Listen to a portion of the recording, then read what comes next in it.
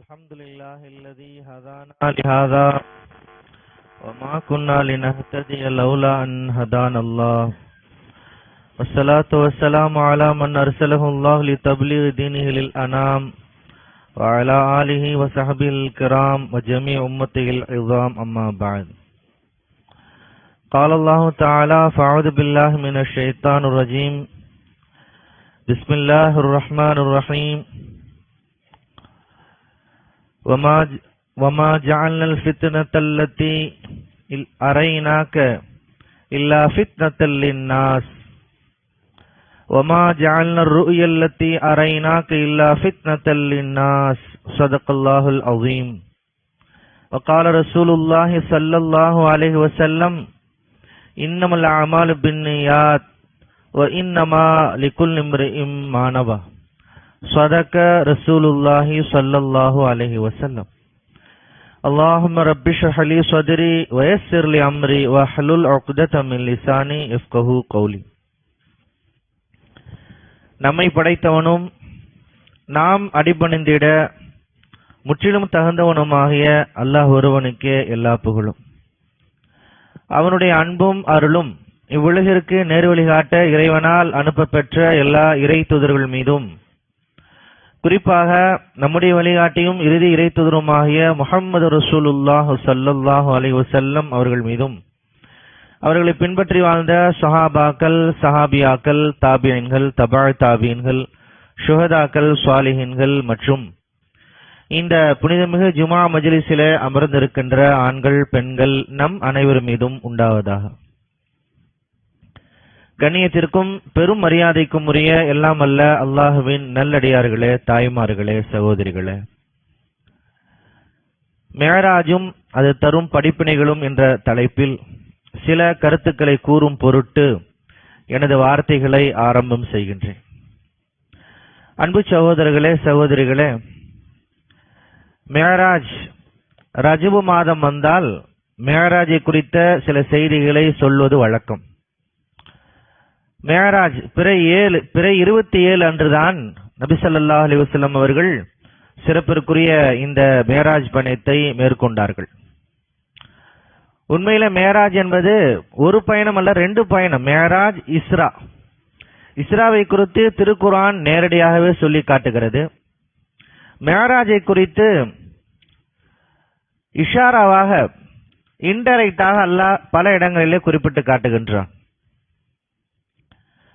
ஒரே இரவில் 2 பயணங்கள், இஸ்ரா, மேராஜ், இந்த 2 பயணங்கள் ஒரே இரவில் நடைபெறுகிறது. நபி ஸல்லல்லாஹு அலைஹி வஸல்லம் அவர்கள் மக்காவில் அர்க்கம் அவர்களுடைய வீட்டிலே இருக்கின்ற பொழுது இரவு நேரத்தில் ஜிப்ரீல் அலைஹிஸ்ஸலாம் அவர்கள் அழைத்து செல்கின்றார்கள். காபாவுக்கு போறாங்க. அப்புறம் அங்கிருந்து பைத்துல் மக்தஸுக்கு அழைத்து செல்லப்படுகிறாங்க. பைத்துல் மக்தஸிலே எல்லா நபிமார்களுக்கும் இமாமாக நின்று நபி ஸல்லல்லாஹு அலைஹி வஸல்லம் அவர்கள் தொழுகை நடத்துகிறார்கள். அதற்கு பிறகு அங்கிருந்து என்று நபி அவர்கள் ஆரம்பிக்கின்றார்கள். என்னை மேலே அழைத்து செல்லப்பட்டது, ஏற்றி செல்லப்பட்டது என்று நபி அவர்கள் சொல்கிறார்கள். 7 வானங்களை கடந்து சிதறத்துல் முன்தஹா இடத்தை அடைந்து,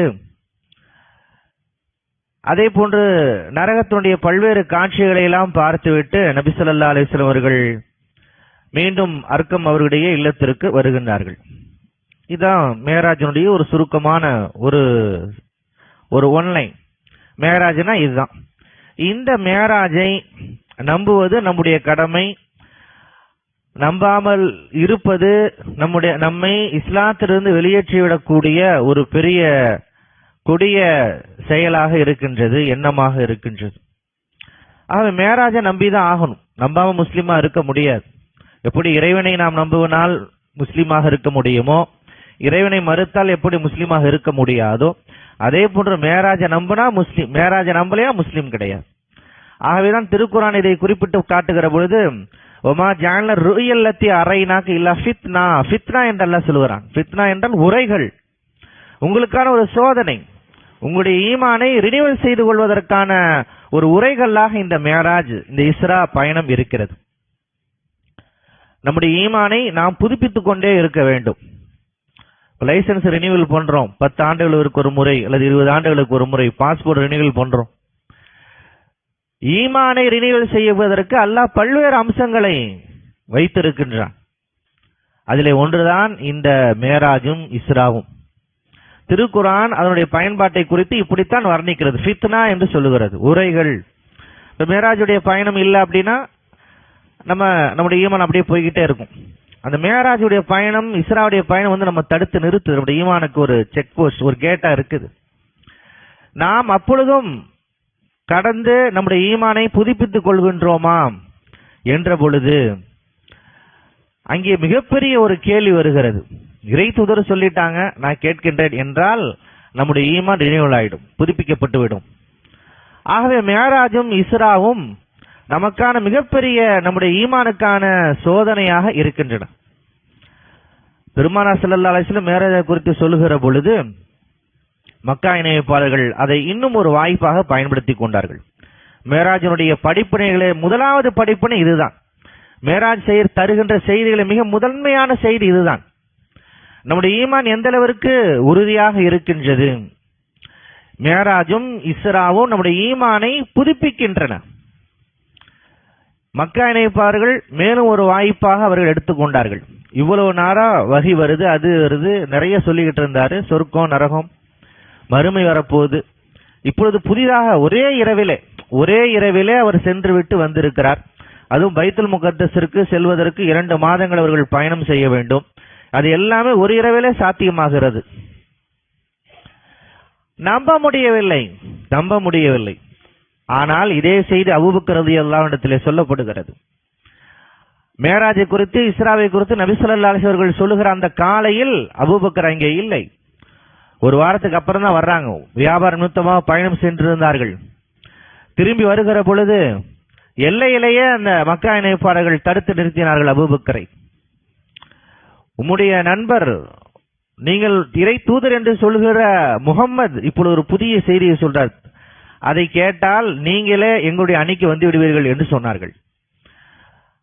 அபூபக்கர் ரலியல்லாஹு அன்ஹு அவர்கள் செய்தியை கேட்கவில்லை. செய்தியை கேட்பதற்கு முன்பாகவே சொன்னார்கள், முஹம்மது ஸல்லல்லாஹு அலைஹி வஸல்லம் எது சொன்னாலும் நான் அதை ஏற்றுக்கொள்வதற்கு தயாராக இருக்கின்றேன். நபி அவர்கள் சொல்லியிருந்தால் நான் அதை உண்மைப்படுத்துவேன். பிற்பாடு செய்தி சொல்லப்படுகிறது, அபூபக்கர் அவருடைய முகத்தில் எந்த மாற்றமும் கிடையாது. மீண்டும் அப்பொழுது அதே வார்த்தையை சொல்கிறார்கள், நான் உண்மையாக அதை ஏற்றுக்கொள்கிறேன். இதைவிட பெரிய விஷயங்களையே நாங்கள் ஏற்றுக்கொண்டிருக்கின்றோமே. வானத்திலிருந்து இறைவனிடமிருந்து வகி வருகிறது, செய்தி வருகிறது, அல்லாஹ் அவரை இறை தூதராக ஏற்றுக்கொண்டான், நியமித்திருக்கிறான் என்ற இந்த செய்தியை நாங்கள் நம்புகிற பொழுது அதனுடைய ஒரு பகுதி தான் இது. இறை தூதர் எது சொன்னாலும் உண்மையாக இருக்கும். வகி வருவது என்பது மிகப்பெரிய விஷயம், அதை நம்ம நம்புறோம். அதை தாண்டி அதற்கு கீழே இருக்கக்கூடிய ஒரு சின்ன விஷயமாகத்தான் இது இருக்கிறது என்று கண்ணியத்திற்குரிய அபூபக்கர் ரலியல்லாஹு அன்ஹு அவர்கள் சொன்னார்கள். அந்த உறுதிதான் மேராஜ் நம்மிடம் எதிர்பார்க்கின்ற மிக முக்கியமான செய்தியாக இருக்கிறது. அது தருகின்ற படிப்பினையாக இருக்கிறது. நம்முடைய ஈமானை நாம புதுப்பிக்கல, ரினிவல் செய்யல. மேராஜுடைய சம்பவங்களை படிக்கிறப்போ லேசா ஒரு தடுமாற்றம் வருது. ஒரே இரவில் இது எப்படி சாத்தியம் என்று நாம் நினைத்தால் நபி ஸல்லல்லாஹு அலைஹி வஸல்லம் அவருடைய நபித்துவத்தை நாம் சந்தேகப்படுகின்றோம். இறைவனுடைய ஆற்றலை நாம் சந்தேகப்படுகின்றோம். அழைத்து சென்றவன் இறைவனுக்கு எல்லா ஆற்றலும் இருக்கிறது. அவன் எல்லா வகையான பலகீனங்களுக்கும் அப்பால் உள்ளவன். நமக்கு எதெல்லாம் சாத்தியம் இல்லையோ அதுவெல்லாம் இறைவனுக்கு சாத்தியம். அதுதான் அவனுடைய குதிரத், அதுதான் அவனுடைய மகிமை, அவனுடைய ஆற்றல். அதுதான் நம் ஆற்றல்கள் அனைத்தையும் உருவாக்கக்கூடிய ஆற்றல் கொண்டவன் அவன்தான். ஆகவே எல்லா வகையான ஆற்றல் கொண்ட இறைவனால் ஒரு இரவில் இது சாத்தியம் என்று உடனடியாக சொல்லுகிற அந்த நிலையைத்தான் இந்த இஸ்ராவும் மேராஜும் நம்மிடம் எதிர்பார்க்கிறது. அந்த செய்திகளை படிக்கிற பொழுது, அந்த செய்திகளை நாம் கேட்கிற பொழுதெல்லாம் நம்முடைய ஈமானை நாம் புதுப்பித்துக் கொண்டே இருக்க வேண்டும். இரண்டாவது செய்தி, இரண்டாவது படிப்பினை, இந்த மேராஜ் சொல்லுகிற மிக முக்கியமான படிப்பினை என்ன? சிரமத்திற்கு பிறகு அல்லாஹ் இலகுவை தருகின்றான். எவ்வளவு சிரமப்படுறோமோ அந்த அளவுக்கு ரிலாக்ஸ் இருக்கும், அந்த அளவுக்கு இன்பங்கள் தொடர்ந்து வரப்போகிறது என்று அர்த்தம். பெருமானார் ஸல்லல்லாஹு அலைஹி வஸல்லம் அவர்கள் மேராஜிற்கு செல்வதற்கு சில நாட்களுக்கு முன்புதான் தாயிஃப் நகர் சென்றார்கள். நபி ஸல்லல்லாஹு அலைஹி வஸல்லம் தாயிஃப் நகருக்கு போறாங்க. அங்கே மிகப்பெரிய சிரமத்திற்கு உள்ளாகிறார்கள். மக்காவில் ஏறக்குறைய 9 ஆண்டுகள் இல்லாத தொல்லைகளை ஒரு சில நாட்களில் தாயிஃபிலே அவர்கள் அனுபவிக்கின்றார்கள். மக்காவுடைய வீதிகளில் அவர்கள் கல்லால் அவர்கள் அடிக்கப்படவில்லை, துரத்தப்படவில்லை, இவர்களுக்கு பாதுகாப்பு இருந்தது. ஆனால் தாயிஃபில் எந்த பாதுகாப்புமே கிடையாது. திரும்பிய வீடுகளெல்லாம், சென்ற வீடுகளிலெல்லாம் எதிர்ப்பு. அவர்களை மறித்து பல வகையில் அவர்கள் தாக்கப்பட்டார்கள், திட்டப்பட்டார்கள், ஏசப்பட்டார்கள், கல்லால் எரியப்பட்டார்கள். அதனுடைய விளைவாக ரத்தம் சிந்தினார்கள். மிகப்பெரிய சிரமம். அப்பொழுதெல்லாம் நபி ஸல்லல்லாஹு அலைஹி வஸல்லம் அவர்கள் அந்த மக்களுக்கு எதிராக பிரார்த்தனை செய்யவில்லை. அந்த மக்களுடைய ஹிதாயத்திற்காக நபி ஸல்லல்லாஹு அலைஹி வஸல்லம் அவர்கள் பிரார்த்தனை செய்தார்கள். சிரமத்தை சகித்துக் கொண்டார்கள். சிரமங்களை சகித்துக் கொள்கிற பொழுதெல்லாம் பிற்பாடு நாம் மிக சுபிட்சமாக இருக்க போகின்றோம் என்பதற்கான அடையாளமாக நாம் அதை எடுத்துக்கொள்ள வேண்டும். எவ்வளவு அமைதியா இருக்கிறோமோ, எவ்வளவு சகிப்புத்தன்மையோடு இருக்கிறோமோ, எவ்வளவு நாம் மலைக்காமல் எதிர்த்து நிற்கின்றோமோ, அதை எதிர்கொள்கின்றோமோ, அந்த அளவிற்கு நமக்கு சுபிட்சமான வாழ்க்கை இருக்கிறது என்று பொருள். அடுத்தடுத்து பரிசு காத்திருக்கிறது என்று பொருள். பெருமானார் ஸல்லல்லாஹு அலைஹி வஸல்லம் அவர்கள் தாயிஃபிலிருந்து வந்த பிறகுதான் மேராஜிற்கு அவர்கள் அழைத்து செல்லப்பட்டார்கள். அதற்கு முன்னதாகவே தாயிஃபிலே பல மக்களுடைய நேர்வழியில் வரக்கூடிய, இஸ்லாத்திற்கு வரக்கூடிய பல்வேறு சுபிட்சமான செய்திகள் வருகின்றன. நபி ஸல்லல்லாஹு அலைஹி வஸல்லம் மேராஜுக்கு போயிட்டு வந்த உடனேயே தாயிஃபில் இருக்கக்கூடிய பெரிய பெரிய கோத்திரத்தார்கள் அவர்கள் இஸ்லாத்திற்கு வந்தார்கள். 1-2 பேர் வரல, ஒரு பெரிய குடும்பத்தாரே இஸ்லாத்திற்கு வந்தார்கள். அதனுடைய விளைவாக அந்த தாயிஃபில் மிகப்பெரிய மாற்றம் நிகழ்ந்தது. கொத்து கொத்தாக, கும்பலாக மக்கள் இஸ்லாத்திற்கு சில ஆண்டுகளுக்குள் அங்கிருந்து தாயிஃபிலிருந்து இஸ்லாத்திற்கு வர ஆரம்பித்தார்கள். இப்படி பெருமானார் ஸல்லல்லாஹு அலைஹி வஸல்லம் அவர்கள் சிரமத்தை சகித்துக் கொண்ட காரணத்தால் மிகப்பெரிய இலகுவை பெற்றார்கள், பரிசுகளை பெற்றார்கள், பேரானந்தங்களை பெற்றார்கள். என்றால் சிரமங்களை சகித்துக் கொள்வது. இப்ப நமக்கு நிறைய சிரமங்கள் வரும். பொருளாதார சிரமம் வரும், உடல் ரீதியான சிரமங்கள் வரும், சுற்றி இருக்கக்கூடிய நண்பர்களால், உறவினர்களால் சிரமங்கள் வரலாம், பல சிரமங்கள் வரும். வருகிற பொழுதெல்லாம் அந்த சிரமங்களை நாம் எப்படி எதிர்கொள்கின்றோம் என்பது மிக முக்கியமானது. அப்படி நாம் மிகச் சிறப்பாக அதை திறம்பட எதிர்கொண்டு விட்டோம் என்றால் அந்த சூழல் அப்படியே மாறும். இன்ன மஅல் உஸ்ரி யுஸ்ரன், இன்ன மஅல் உஸ்ரி யுஸ்ரன், அல்லாஹ் 2 முறை சொல்லுகின்றான். சிரமத்திற்கு பிறகு இலகு இருக்கிறது, சிரமத்திற்கு பிறகு இலகு இருக்கிறது. சிரமம் முடிஞ்சிட்டாலே இலகு ஸ்டார்ட் ஆயிருச்சுன்னு அர்த்தம், சுபிட்சம் ஸ்டார்ட் ஆயிருச்சுன்னு அர்த்தம். இது 2வது மிகப்பெரிய செய்தியாக நாம் புரிந்து கொள்ள வேண்டும். 3வது செய்தி என்ன? இறைவனுக்கும் நமக்குமான தொடர்பு. நம்மை இறைவன் எப்படி பார்க்க வேண்டும் என்றால், அபுது என்னுடைய அடியான், அபுதி என்னுடைய அடியான் என்று இறைவன் நம்மை பார்க்க வேண்டும். அபுதியத்தை நாம் வெளிப்படுத்திக் கொண்டே இருக்க வேண்டும். நான் இறைவனுக்கு அடிமை, நான் மிகவும் பலவீனமானவன், நான் இறைவனுடைய அடிமை என்பதை நமக்கு ஒரு பெருமிதம் இருக்க வேண்டும். ஆகவேதான் அல்லாஹ் இந்த இஸ்ராவை குறித்து சொல்லுகிற பொழுது, சுப்ஹானல்லதி அஸ்ரா பி அப்திஹி லைலம் மினல் மஸ்ஜிதில் ஹராம் இலல் மஸ்ஜிதில் அக்ஸா. நம்முடைய அடியார் அபுது முஹம்மது ஸல்லல்லாஹு அலைஹி வஸல்லம் அவர்களை இஸ்ராவிற்கு அழைத்து சென்ற எல்லாமல்ல இறைவன் தூய்மையானவன் என்று அல்லாஹ் குறிப்பிட்டு காட்டுகிறான். நபி ஸல்லல்லாஹு அலைஹி வஸல்லம் அவர்களை அல்லாஹ் திருக்குர்ஆனில் பல பெயர்களை சொல்லி அழைக்கிறான். யா அய்யுஹர் ரசூல் என்று சொல்கிறான், யா அய்யுஹன் நபி என்று சொல்கிறான், முஹம்மது ரசூலுல்லாஹ் பெயர் சொல்லி அழைக்கின்றான். இப்படியெல்லாம் அழைக்கின்ற பொழுது உயர்ந்த இடத்திலே பதிவு செய்யப்படுகின்ற இந்த இடத்திலே அல்லாஹ் ரசூல் என்று சொல்லவில்லையா, நபி என்று சொல்லவில்லை, முகமது என்று சொல்லவில்லை, அபுது என்று சொல்கிறான். அபுது என்பது என்று அழைக்கப்படுவதிலே தான் நபி ஸல்லல்லாஹு அலைஹி வஸல்லம் அவர்களுக்கும் உடன்பாடு இருந்தது. அதைத்தான் நபி ஸல்லல்லாஹு அலைஹி வஸல்லம் அவர்கள் பிரகடனப்படுத்தினார்கள். கலிமாவிலேயே அதை இணைத்தார்கள். அப்துஹு வ ரசூலுஹு என்று சொன்னார்கள். அப்துஹு அப்துஹு அப்துஹு என்றால் நான் அல்லாஹ்வுடைய அடிமை. இங்கே மிக முக்கியமான ஒரு செய்தி இருக்கிறது. கொள்கை ரீதியான ஒரு பிரகடனம் இருக்கின்றது. அல்லாஹ் வேறு, நபி ஸல்லல்லாஹு அலைஹி வஸல்லம் அவர்கள் வேறு. இது மிக முக்கியமான பிரகடனம். இன்றைக்கு சூஃபித்துவ வழியில பயணிக்கக்கூடிய பல பேரறிஞர்கள் இங்கே மிகப்பெரிய ஒரு தடுமாற்றத்தை சந்திக்கின்றார்கள். அல்லாஹ் வேறு, ரசூல் வேறுன்னு சொல்றதுதான் இஸ்லாம். ஆனால் அல்லாஹும் ரசூலும் ஒன்று, படைத்தவனும் படைப்பினங்களும் ஒன்று என்று சொல்லுகிற ஒரு மோசமான கொள்கைக்குள் இன்றைக்கு சூஃபித்துவ அறிஞர்கள் சிக்கி இருப்பதை நாம் பார்க்கின்றோம். எடுத்த உடனே எல்லாம் சொல்ல மாட்டாங்க. அதுக்கு நிறைய ஸ்டெப் எல்லாம் வச்சிருக்கிறாங்க. நீங்க முதல்ல போய் முரீது வாங்கணும், தரீக்கா. அந்த முரீது வாங்கின பிறகு அதுக்கு பிறகு அவர்கள் ஷரியத்தை மிக சிறப்பாக பின்பற்ற சொல்லுவார்கள். ஷரியத்தை நாம் பின்பற்றிக் கொண்டிருக்கின்ற பொழுது திடீரென்று ஹக்கீகத் என்று சொல்லுவார்கள். அதற்கு பிறகு மாரிஃபத் என்று சொல்லுவார்கள். மாரிஃபத்னா என்ன, உச்சகட்டம் என்ன, உண்மையை அறிதல், பேருண்மை அறிதல் என்றெல்லாம் சொல்லுவார்கள். அதுதான் இறைவனை அறிதல். இறைவனை பற்றியே சிந்தித்துக் கொண்டிருப்பது. ஃபனா ஃபில்லா, இறைவனோடு ஐக்கியமாகி விடுவது. அப்படின்னா என்ன? ஒன்றும் கிடையாது. இறைவனும் படைத்தவனும் படைப்பினங்களும் ஒன்று என்று அறிந்து கொள்வதுதான் அந்த பேருண்மை என்று சொல்லுவார்கள். எவ்வளவு ஆபத்தான கொள்கை இது! அதுவும் மார்க்க போர்வையிலே, மார்க்க அறிஞர்கள் போர்வையிலே, ஆன்மீகத்தின் பெயராலே முஸ்லிம்களை வடிகெடுக்கின்ற மிக முக்கியமான மோசமான கொள்கைதான் இந்த சூஃபித்துவ சிந்தனை. ஏறக்குறைய இது இந்து மதத்தில் இருக்கக்கூடிய அத்வைத கொள்கைக்கு நிகரானது. அத்வைதமும் அதான் சொல்லுது, இரண்டும் ஒன்று, அதாவது படைத்தவனும் படைப்பினங்களும் ஒன்று என்று சொல்லுகிற அந்த அத்வைத கொள்கையைத்தான் சூஃபித்துவ ஆன்மீக பெரியார்கள் முன்மொழிகின்றார்கள். இங்கே மேராஜ் அதைத்தான் நமக்கு மிக சிறப்பாக எடுத்து சொல்கிற ஒரு கொள்கை பிரகடனத்தை சொல்லுகிறது. அப்துஹு, நபி அவர்கள் வேறு, இறைவன் வேறு.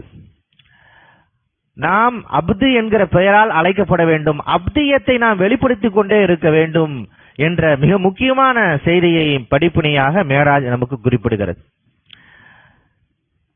நான்காவது என்ன? முயற்சிக்கான கூலி. நாம் எந்த அளவிற்கு முயற்சி செய்கிறோமோ அந்த அளவிற்கு நமக்கு கூலி வழங்கப்படும், அதற்கான ரிசல்ட் நமக்கு கிடைக்கும். எதுவுமே செய்யாம, எந்த முயற்சியுமே செய்யாம இருக்கிறோம், ரிசல்ட் கிடைச்சிரும் சொல்லி நினைச்சோம் அப்படின்னா அது மிகப்பெரிய அறியாமை.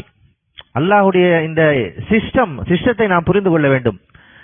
வல்லதீன ஜாஹது ஃபீனா லனஹ்தியன்னஹும் சுபுலனா, யார் அவரவர் வழியில் முயற்சி செய்கின்றாரோ அவர்களுக்கான அந்த பாதையை நாம் லேசாக்குவோம், அதற்கான வாய்ப்பை வழங்குவோம் என்று அல்லாஹ் குறிப்பிட்டு காட்டுகின்றார். லனஹ்தியன்னஹும் சுபுலனா, நம்ம எந்த முயற்சியும் செய்யறது கிடையாது, ஆனால் நமக்கு எல்லாமே அல்லாஹ் தந்துவிட வேண்டும் என்று நாம் நினைத்தால் அது மாபெரும் அறியாமை. நபி ஸல்லல்லாஹு அலைஹி அவர்கள் மக்காவினுடைய வீதிகளிலே 10 ஆண்டுகள் முயற்சி செய்தார்கள். 13 ஆண்டுகள், மேராஜிற்கு பிறகு 3 ஆண்டுகள், மேராஜிற்கு முன்பாக 10 ஆண்டுகள். கடும் முயற்சி, மிகப்பெரிய முயற்சி. இதைவிட வேறு யாரும் சிறப்பாக எந்த முயற்சியும் செய்ய முடியாது என்ற அளவில் நபி ஸல்லல்லாஹு அலைஹி அவர்கள் கடுமையாக முயற்சி செய்தார்கள். ஒவ்வொரு நபருக்கும் செய்தி போகணும், தூதுத்துவ செய்தி போகணும், நபித்துவ செய்திகள், மறுமை சார்ந்த செய்திகள், அல்லாஹ்வுடைய வழிகாட்டுதல் செல்ல வேண்டும் என்ற அடிப்படையில் மிகச் சிறப்பாக அவர்கள் சுழன்று மிகப்பெரிய அளவிலே முயற்சி செய்தார்கள். அதனுடைய பயனாகத்தான் மேராஜுக்கு பிறகு அடுத்த ஒவ்வொரு ஆண்டுமே அதற்கான ரிசல்ட் வர ஆரம்பிச்சிச்சு. விளைவுகள், நல்ல விளைவுகள் தெரிய ஆரம்பித்தன. எஸ்ரிபிலிருந்து ஒரு குழு வர ஆரம்பித்தார்கள். முதல் ஆண்டு, மேராஜுக்கு பிறகு முதல் ஆண்டு. 2ஆம் ஆண்டு மிக அதிக அளவில் எண்ணிக்கையில் எஸ்ரிபிலிருந்து வர ஆரம்பித்தார்கள். 3வது ஆண்டு தான் நபி ஸல்லல்லாஹு அலைஹி வஸல்லம் ஹிஜ்ரத்திற்கான தயாரிப்பில் ஈடுபடுகிறார்கள். எஸ்ரிபு முழுவதுமே இஸ்லாத்தை தழுவி கொண்டார்கள். நீங்கள் வாருங்கள், மக்கா மனிதர்கள் நீங்கள் இருக்க வேண்டாம், அங்கே உங்களுக்கு ஒத்துழைப்பு இல்லை, 13 ஆண்டுகள் அங்கே இருந்து பணி செய்து விட்டீர்கள், எந்த ரிசல்ட்டும் இல்லாத காரணத்தால், விளைவும் தெரியாத காரணத்தால் நீங்கள் அங்கு இருப்பது சரியல்ல, உங்களுடைய உழைப்பு வீணாகிவிடக் கூடாது, மதீனாவிற்கு வாருங்கள் என்று, எஸ்ரிபுக்கு வாருங்கள் என்று அழைத்தார்கள். எஸ்ரிபு தான் பிற்பாடவர்கள் மதீனா என்று அழைக்க ஆரம்பித்தார்கள். தங்களுடைய நகரத்தின் பெயரையே மாற்றினார்கள். மதீனத்து நபி என்று மாற்றினார்கள். எஸ்ரிபை மதீனா என்ற நகர பெயரையே மாற்றினார்கள். பெருமானார் ஸல்லல்லாஹு அலைஹி அவர்கள் மதீனாவிற்கு சென்ற பிறகுதான் காட்சிகள் எல்லாம் மாறின. மிகப்பெரிய அளவில் இஸ்லாமிய எழுச்சி ஏற்பட்டது. கடும் முயற்சிக்கான கூலி நமக்கு வழங்கப்படும் என்பதை இந்த மேராஜ் நமக்கு மிகப்பெரிய ஒரு படிப்பினையாக சொல்லுகிறது. இன்றைக்கு இந்திய திருநாட்டிலே சுதந்திரத்திற்கு முன்பாக பல நூற்றாண்டுகள் நாம் இந்த மண்ணிலே வாழ்ந்து கொண்டிருந்தோம். சுதந்திரத்துக்கு பிறகு ஏறக்குறைய 75 ஆண்டுகளை கடந்து நாம் வாழ்ந்து கொண்டிருக்கின்றோம். ஆனால் இந்த இந்திய மண்ணில் இஸ்லாத்தை எடுத்து சொல்லுகின்ற அந்த பணியை நாம் மிகச் சிறப்பாக செய்யவில்லை. அதே சமயத்தில் வகுப்புவாதிகள் தங்களுடைய செய்திகளை எடுத்து சொன்னார்கள், மக்களிடத்திலே சென்றார்கள், கருத்து பரிமாற்றங்கள் செய்தார்கள். அதனுடைய விளைவு இன்றைக்கு நாமே சொல்கிறோம், இந்தியா மாறிவிட்டது. அது பழைய இந்தியா கிடையாது, இந்தியாவே மாறிடுச்சு. மீண்டும் தேர்தல் வருகிற பொழுதெல்லாம் மீண்டும் வகுப்புவாதிகள் வெற்றி பெறுகிறார்கள். எப்படி வெற்றி பெறுகிறார்கள் என்பது ஒரு அதிசயமாகவே நாம் பேசுகின்ற ஒரு நிலையை நாம் வந்தடைந்து விட்டோம். அதற்கு காரணம் என்ன? 100 ஆண்டுகளுடைய முயற்சி. 100வது ஆண்டை இவர்கள் இன்றைக்கு தொட்டு நிற்கின்றார்கள். கடும் முயற்சியுடைய விளைவாகத்தான் இந்த நிலையை அவர்கள் அடைந்திருக்கின்றார்கள். அதே சமயத்தில் அவர்களை விட மிக பன்மடங்கு அதிக அளவில் சத்தியத்தை வைத்திருக்கின்ற நாம், பன்மடங்கு தேவையுடைய நாம் அந்த பணியை செய்யவில்லை. இஸ்லாத்தை மற்ற மக்களிடத்தில் எடுத்து செல்லவில்லை. சிந்தனை மாற்றத்திற்கான எந்த பணியும் நாம் செய்யவில்லை. அதனுடைய விளைவாக நாம் இன்றைக்கு ஆரம்பத்திய இடத்திலேயே நாம் நிற்கின்றோம். காரணம் என்ன? இந்த உலகம் சுன்னத்துல்லா, அல்லாஹுடைய சிஸ்டத்தை நாம் புரிந்து கொள்ள வேண்டும். இங்க யார் முயற்சி செய்யறாங்களோ அவங்களுக்கு அந்த பலன் கிடைச்சிரும். நான் முயற்சி செய்யவில்லை, வகுப்புவாதிகள் முயற்சி செய்தார்கள், ஆகவே அவர்களுக்கு அந்த பலன் கிடைத்திருக்கிறது. மேராஜ் தருகின்ற அடுத்த மிக முக்கியமான செய்தி என்ன? 5வது படிப்பினை என்ன? சத்தியத்தில் நிலைத்திருத்தல். சத்தியம் இஸ்லாம். இந்த இஸ்லாத்தில் நாம் நம்முடைய ஈமானை மரணம் வரும் வரை நாம் காப்பாற்றிக் கொள்வது, அதுதான் சத்தியத்தை நிலைத்திருப்பது. ரொம்ப நம்ம சிரமம் பண்ணுங்கிற அவசியம் இல்லை. மௌத்து வரை நம்ம முஸ்லீமா இருந்தா போதும். மௌத்துக்கு பிறகு எல்லாருமே முஸ்லீம்கள் தான். மௌத்திற்கு பிறகு, நம்முடைய இறப்பிற்கு பிறகு நாம் மீண்டும் மறுமை நாள் எழுப்பப்படுகிற பொழுது எல்லோருமே முஸ்லீம்கள் தான். அங்க காஃபிர்லாம் இருக்க மாட்டாங்க, முஷ்ரிக்குகளா இருக்க மாட்டாங்க, முனாஃபிக்குகளா இருக்க மாட்டாங்க. ஃபிரௌனும் அப்பொழுது முஸ்லீம் தான், ஹாமானும் அப்பொழுது முஸ்லீம் தான், அபூஜஹல், உத்துபா, ஷைபா எல்லோருமே அப்பொழுது முஸ்லீம்கள் தான். முஸ்லீம்னா என்ன? இறைவனை ஏற்றுக்கொண்டவர்கள், இறைவனுக்கு கீழ்ப்படிய தயாராக இருப்பவர்கள். அப்ப எல்லாருமே தயாராக தான் இருப்போம். யாருமே அங்க இறைவனை மறுப்பவர்களா இருக்க மாட்டாங்க. இறைவன் இருக்கின்றானா, இறைவன் வந்தால் நான் நம்புகிறேன் என்று துடுக்குத்தனமாக பேசுகிற நாவுகள் அப்பொழுது ஒலிக்காது. இறைவனை பார்த்தால் தான் நம்புவேன் என்று சொல்லுகின்ற அந்த குரல்கள் அப்போது ஒலிக்காது. எல்லோருமே முஸ்லீம்கள் தான். இப்ப மௌத்து வரையும் நம்முடைய ஈமானை காப்பாத்திக்கிட்டா போதும். அதுக்கப்புறம் ஆட்டோமேட்டிக்கா நம்ம எல்லாரும் முஸ்லீம்கள் தான். மரணம் வரும் வரை நம்முடைய ஈமானை நாம் பிடித்துக் கொண்டிருக்க வேண்டும், உறுதியாக பிடித்துக் கொண்டிருக்க வேண்டும்.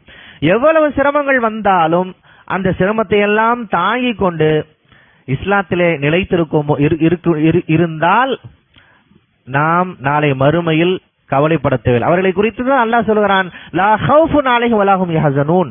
அவர்களுக்கு எந்த கவலையும் கிடையாது, எந்த துயரமும் இல்லை என்று அல்லாஹ் சொல்லுகின்றான். மேராஜுக்கும் இதுக்கு என்ன தொடர்பு? பெருமானார் ஸல்லல்லாஹு அலைஹி அவர்கள் மேராஜிலே செல்கிற பொழுது அங்கே நரகத்திலே சில காட்சிகளை பார்க்கிறார்கள், சூனத்தை பார்க்கின்றார்கள். அப்படி பார்த்து கொண்டிருக்கிற பொழுது ஒரு நல்ல நறுமணத்தை அவர்கள் நுகர்கிறார்கள். அருமையான வாசம் வருது. பெருமானார் ஸல்லல்லாஹு அலைஹி அவர்கள் ஜிப்ரீலிடத்திலே கேட்கின்றார்கள், இது என்ன நறுமணம், இது என்ன வாசம், யாருடைய வாசம் என்று நபி ஸல்லல்லாஹு அலைஹி அவர்கள் கேட்கின்றார்கள். அப்பொழுது ஜிப்ரீல் அலைஹிஸ்ஸலாம் அந்த ஒரு நிகழ்வு வர்ணிக்கிறாங்க. சொல்லுகிறார்கள், இந்த நறுமணம் மாஷிதா பின்த் ஃபிரௌனுடையது என்று நபி ஸல்லல்லாஹு அலைஹி வஸல்லம் அவரிடத்திலே ஜிப்ரீல் அவர்கள் பதிலளிக்கிறார்கள். மாஷிதா பின்த் ஃபிரௌன், ஃபிரௌனுடைய மகள் மாஷிதாவுடைய நறுமணம் தான் இது. ஜிப்ரீல் தொடர்ந்து சொல்லுகின்றார்கள், ஃபிரௌனுடைய மகளாக மாஷிதா இருந்தால், ஃபிரௌனுடைய மகள் மாஷிதா, அவருடைய 3-4 பிள்ளைகள் இருந்தார்கள், சிறு கை குழந்தையும் இருந்தது. ஒரு நாள் தலை சீவி கொண்டிருக்கிற பொழுது சீப்பு கீழே விழுந்து விட்டது. அதை எடுக்கிற பொழுது பிஸ்மில்லா சொல்லி, இறைவனுடைய பெயரை சொல்லி அந்த சீப்பை எடுக்கின்றார்கள். அப்பொழுது வீட்டில் இருக்கக்கூடியவங்க அதை பார்க்கறாங்க. ஃபிரௌன் தானே நம்முடைய கடவுள், ஃபிரௌனுடைய பெயரை சொல்லி எடுக்காமல் வேறு யாரோ பெயரை சொல்லி எடுக்கின்றாயே, படைத்தவன் என்று சொல்லுகிறாயே, அப்ப ஃபிரௌன் படைத்தவன் இல்லையா என்று கேட்டு ஃபிரௌனிடத்திலே இந்த செய்தியை சொல்லுகிறார்கள். ஃபிரௌன் வர்றாப்ல மாஷிதாட்ட கேட்கிற மகள், மாஷிதா யாரு? ஃபிரௌனுடைய சொந்த மகள். நான் தானே உன்னுடைய கடவுள், என்னுடைய பெயர் சொல்லாமல் வேறு கடவுளை பெயரை சொல்லுகிறாயே, இறைவன் என்று பொதுவாக சொல்லுகிறாயே, படைத்தவன் என்று சொல்லுகிறாயே. இல்லை, எல்லாவற்றையும் படைத்த இறைவனைத்தான் நான் நம்புகின்றேன், நீங்கள் மனிதர் என்று மாஷிதா பின்த் ஃபிரௌன் சொல்லுகிறார்கள். ஃபிரௌனுடைய அந்த கொடுமையான முகம் என்பது வரலாற்றிலே பதிவு செய்யப்பட்டிருக்கிறது. திருக்குர்ஆன் பல இடங்களில் பதிவு செய்கிறது. அந்நியர்களிடத்திலே, மற்ற மக்களிடத்திலே அவன் எப்படி எல்லாம் நடந்து கொண்டான் என்று பதிவு செய்கிற அதே வரலாறு சொந்த மகளிடத்தில் எப்படி நடந்து கொண்டார் என்பதையும் பதிவு செய்கிறது. அங்கு ஒரு பெரிய மாட்டினுடைய சிலை இருந்தது, பித்தளை மாட்டு சிலை இருந்தது. அந்த பித்தளை மாட்டு சிலையை அவன் உருக்க சொல்லுகிறான். ஒரு பித்தளையை உருக்கணும் அப்படின்னா 1000 டிகிரிக்கு மேல என்ன செய்யணும் அப்படின்னா அதை உருக்கி ஆகணும்.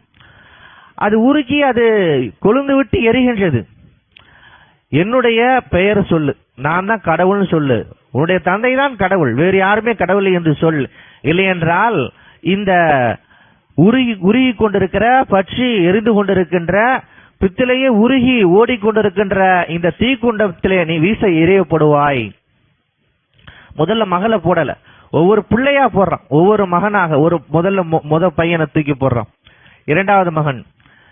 இப்படி போடுகின்ற பொழுது அந்த மாஷிதா கடுமையாக அழுகின்றார்கள், கூக்குரலிடுகின்றார்கள். அப்பொழுது அந்த தீக்குண்டத்திலே வீசி எறியப்படுகின்ற அந்த மகன் சொன்னான், நரகத்தினுடைய அந்த கூக்குரல் இதைவிட கடுமையாக இருக்கும், அந்த தண்டனையை விட இந்த தண்டனை பரவாயில்லை அம்மா என்று சொல்லுகிறார் அந்த மகன். அப்பொழுது அவன் வீசி எறியப்படுகின்றான். இறுதியாக கை குழந்தை, பால் குடிக்கக்கூடிய கை குழந்தை, அந்த குழந்தை வீசப்படுகின்றது. அப்பொழுதும் அவர்கள் ஈமானிலே உறுதியாக இருக்கிறார்கள், ஃபிரௌனை கடவுள் என்று சொல்லவில்லை. இறுதியாக அந்த பெண்மணியும் வீசி எறியப்படுகின்றார்கள். இப்படி தன்னுடைய பிள்ளைகளோடு சேர்ந்து ஈமானை காப்பாற்றிக் கொள்வதற்காக கடும் தண்டனை அனுபவித்த மாஷிதாவுடைய வாடை தான், நறுமணம் தான் இந்த நறுமணம் என்று ஜிப்ரீல் அலைஹிஸ்ஸலாம் அவர்கள் பெருமானார் ஸல்லல்லாஹு அலைஹி வஸல்லம் பதிவு செய்தார்கள். நம்முடைய ஈமானை நாம் சொற்ப விலைக்காக விற்றுவிடக் கூடாது. இன்றைக்கு வகுப்புவாதிகள் மிகப்பெரிய எழுச்சியோடு வருகிறார்கள், நம்முடைய வீடுகளை இடித்துக் கொண்டிருக்கின்றார்கள், நம்முடைய பொருளாதாரத்தை நசுக்கிக் கொண்டிருக்கின்றார்கள், நம்முடைய கல்வி வேலை வாய்ப்புகளை எல்லாம் பறித்துக் கொண்டிருக்கின்றார்கள், மிகப்பெரிய நெருக்கடிகளை தந்து கொண்டிருக்கின்றார்கள். இதெல்லாம் நடைபெறப்போ முஸ்லிம்கள் ரெண்டு சாரார், ஒரு சாரார் நம்ம பார்க்கணும், அந்த சைடு போயிருவோம். வகுப்புவாதிகள் விரும்புகிற முஸ்லிம்களா நம்ம மாறிடுவோம்.